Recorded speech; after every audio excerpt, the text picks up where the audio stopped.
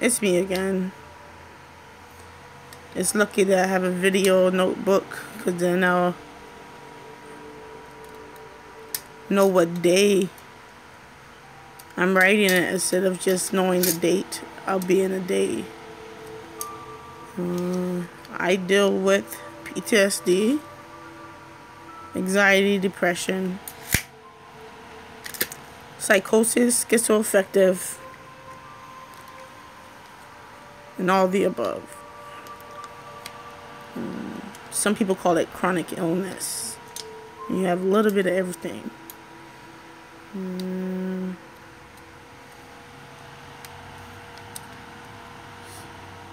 I had a bit of a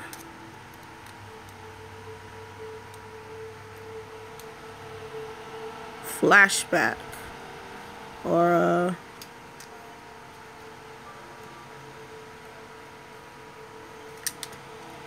a moment when, just a few moments ago, I freak out when I see certain things and certain people, and it annoys the shit out of me because it's just out of like past experience. It's not out of a situation that's happening, but it's out of past experience, and like it's hard for me to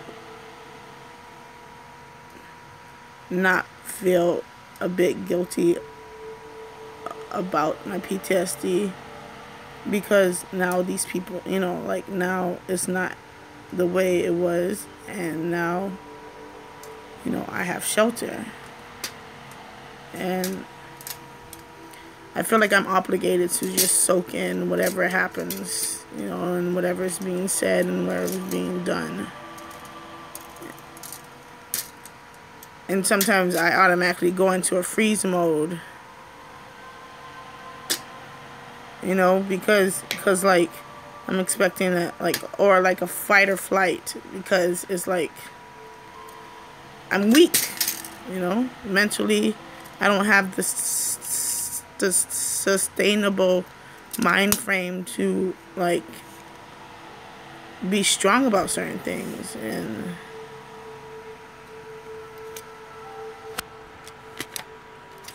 ow, and ouch. I worry if this is all that I'm going to be like for the rest of my life, if this sorry, miserable feeling is always going to be who I am. I don't know what it is that I'm trying to find, but I feel like I have to find something, and that's why I'm always in a mode of searching. Like I wake up in a mode of I gotta search, I gotta look for something, I gotta do this. If not, something's gonna happen. It's all difficult and like hard. Not because miraculously something happened, but because of my mind frame.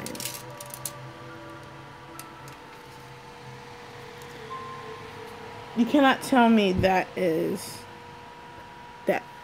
sad, because that's fucking, like, because of my mind frame I feel like I'm incompetent, or I'm beneath whoever's around me, even though I know I have the knowledge in my mind to know that I am greater than who I say I am, and I am whatever I say I am. I still doubt. I wish I had the antidote, or the strength to open up the jar that has the antidote, to get away from the doubt, and to get away from the negativity, and to get away from all the problems that I deal with. I am tired of having PTSD. I'm tired of replaying flashbacks over and over in my head. I'm tired of having depression. I'm tired of having anxiety. I'm tired of having episodes. I'm tired of these symptoms. I am sick and tired of being Jemai. There was a moment in time where I had a job and I was getting paid well and things was going well, and I was in a safe predicament mentally, because I was taking care of myself. But now it's like I gotta start from scratch. And it fucking sucks because everything was so prepared back then. You know, I had the right mind, and it was so easy for me to get a job no matter where I went. It was so easy. Like, I could just put an application in and the next day I would just get called. You know, that's how it was back in the day when I was working and when I didn't have any, like, anchor on my symptoms, and I was just going at it and just working and doing this and doing that. But now, since I've been through this process of opening my eyes and saying why I'm overworking and why I'm keeping to myself and why I do these things, and what is the cause of this stress and what is the cause of this and that, and, you know, I have that now. And since I went through that process of opening my eyes, it's been difficult for me to get a job because of my mental illness. And now that, you know, I have all this homeless and getting arrested from trying to get food when I didn't have money, I'm now a feeble in this world. It's just like I'm absolute. I'm nothing. I'm insufficient. And because I can't find a job if I have a record, and I can't get hired if I have a mental illness, and if you're not physically fit for the job, you can't get the job either. Like, having employment, you have to first get discriminated before even being introduced to each other, you know, before even getting to the interview. Because if you have a mental illness, or if you have a conviction, or if you have HIV, or if you're homeless with no address, you, my friend, can't be employed. And if you can't be employed, chances are it will be a hard time to get financials from the state, because you don't have the requirements. What requirements do you need in order for you to be struggling, you know, or to be homeless, or to be without a need of job, you know? And it amazes me that the reason why people are homeless and they don't have a job is because first they need an address to get a job. You need an address to get a job when all you need to do is get hired. That check is first given to the store, or, like, if not, then it should be given to the store if it's incapable of being mailed to a house. Because back in the day, the store gave the checks, right? And, like, now they're making it to where they have to have it to where you got to get your taxes returned through mail and all this good stuff, which makes it difficult. And right now, I'm in that predicament because I'm homeless. I have a mental illness, and a misdemeanor, because I was struggling to get food, and I got arrested because they found $1.07 worth of lotion in my bag that couldn't find evidence that I bought it. So I got arrested and went to jail for a day. And now I'm waiting to go to court to see what happens on that.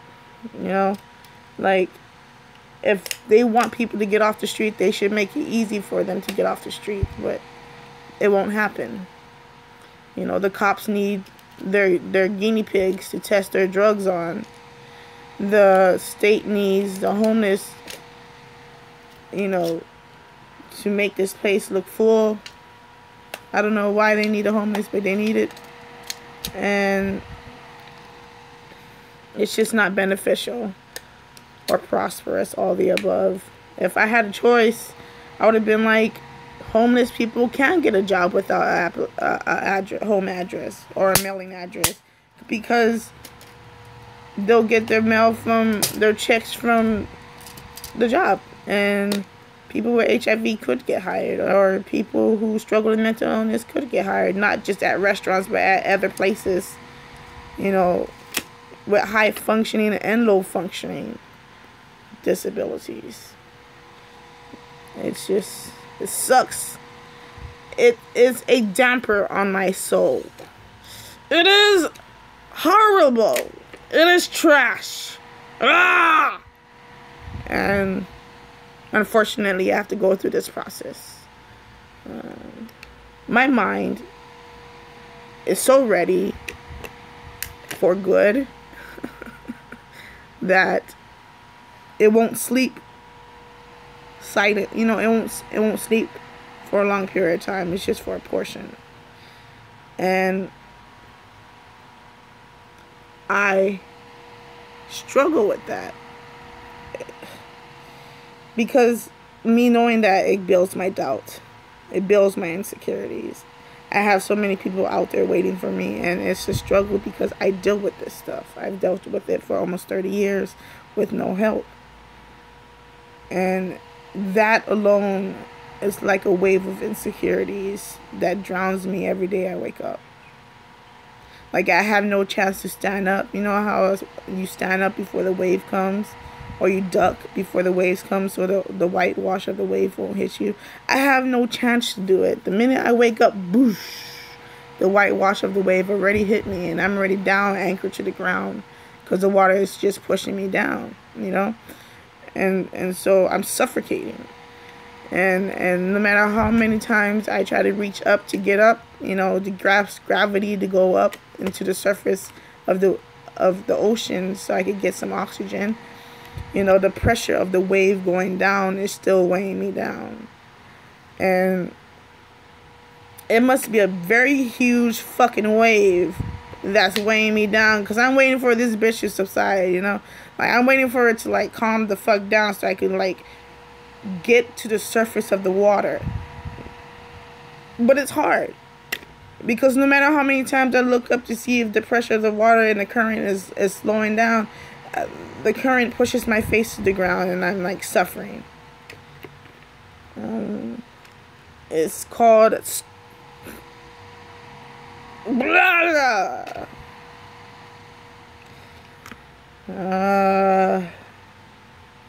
You know, I'm not the only one in this world that has this disability. There's so many people out there. It's just that some of them make videos, some of them don't. And I'm the ones that make videos because I lost my journal. And so, therefore, I need a new journal. And the journal I choose is YouTube. Because my hypothetical world is on Facebook. And I can't mix up hypothetical world with a notebook. You know, it just doesn't sit well with me. But yesterday I bought a big slab of salmon, and hopefully Derek gets home and he cooks it for dinner.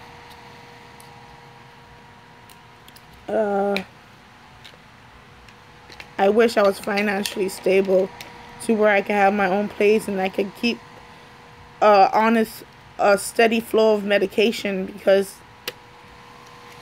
when I don't have it, I go nuts, and I've been going nuts without it, you know.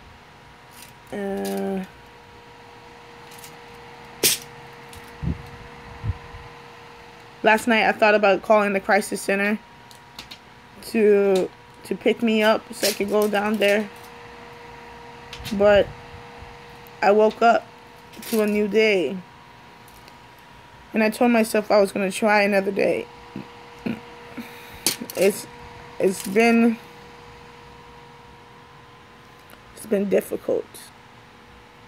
It's been hard. I sympathize over people that hurt, even if they hurt me.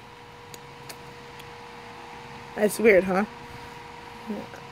I wish I was cold-hearted, and I wish I did things to where it was hurtful, like it hurt you back, you know, like you hurt me, I want to hurt you back. I've been mentally homicidal, like only for brief seconds,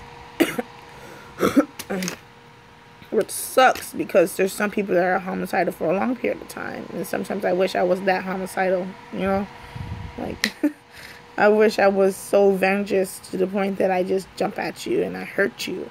I hurt you physically the way that you've hurt me so much emotionally, you know? And I don't know if that's a good mentality or not, but I haven't acted upon it. At least not yet. But I've definitely thought of it. I haven't acted upon it the way I did with my self-harm. See, these are burns. I burned my arm. That's why I always prefer to use long sleeves a lot. But being that I've been surrounded by, good people up to this moment, I've been able to show my arms. There was a point where I didn't wear tank tops because I always cut and I always burned. I love to cut. I'm addicted to cutting and burning my skin. And it's a coping skill. A lot of people think that, they're doing that to get attention. It's actually a coping skill. It's just as relaxing as it would be taking a big breath and relaxing. It's just, it takes away the emotions, the feelings that you feel, and it puts another feeling there temporarily. Because emotional pain is so much more painful than physical. Unless somebody's slowly pulling your heart out while you're alive, it's definitely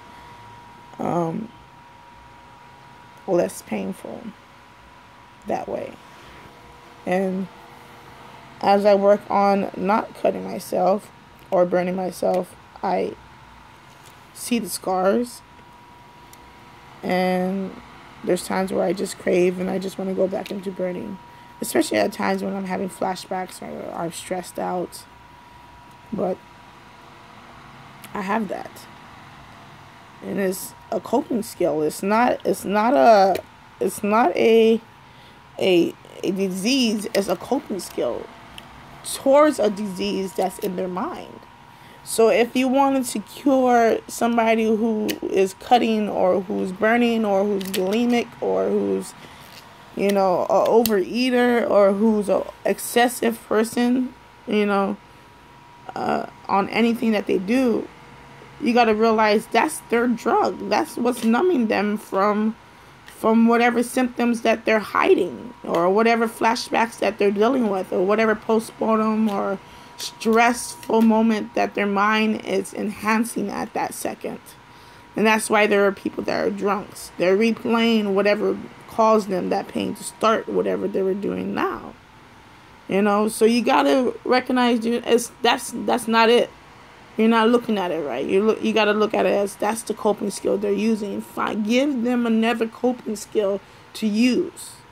Instead of dictating that coping skill, give them another coping skill to use. Let them know that, show them another light. So that they see that, hey, cutting and burning isn't the only thing you could do. Like, mine is my medication that stops me from harming myself or being suicidal.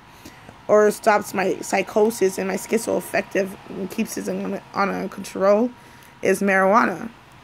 And I'm a strong believer of marijuana. And I've been using that for the past few years now. And I'm licensed in Oahu to do it. And it's been great, And